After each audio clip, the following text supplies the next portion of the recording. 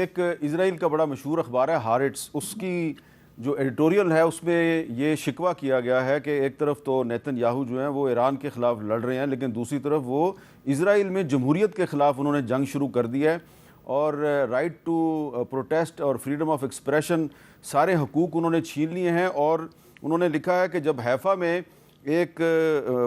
مظاہرے میں شامل خاتون نے نو ٹو وار، سٹاپ دا وار کا اس نے بینر اٹھایا ہوا تھا، تو اس کو گرفتار کر لیا گیا اور کہا گیا کہ یہ غیر قانونی ہے۔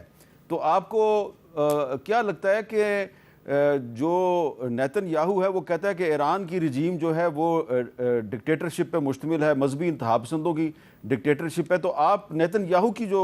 حکومت ہے، اس کی جو رجیم ہے، اس کے بارے میں آپ کیا کہیں گی؟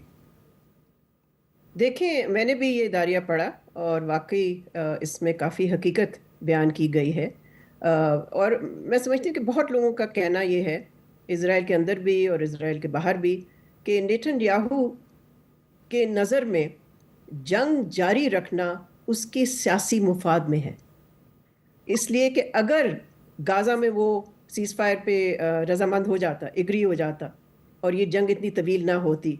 تو کافی امکان تھا کہ اس کی جو حکومت ہے وہ ویسے ہی کمزور تھی ان جنگوں سے پہلے، اور اس کے خلاف کرپشن چارجز بھی ہیں۔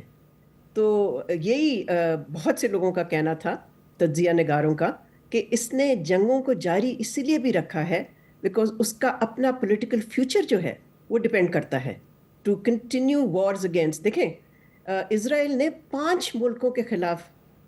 جنگ مسلط کی ہے،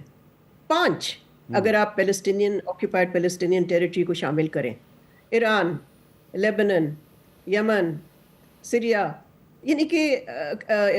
کوئی ایسی جگہ نہیں ہے جہاں انہوں نے کچھ نہ کیا ہو۔ دے ہیو بین ایٹ، میں تو اس کو کہتی ہوں فار ایور وارز جو ہیں، پرماننٹ وارز۔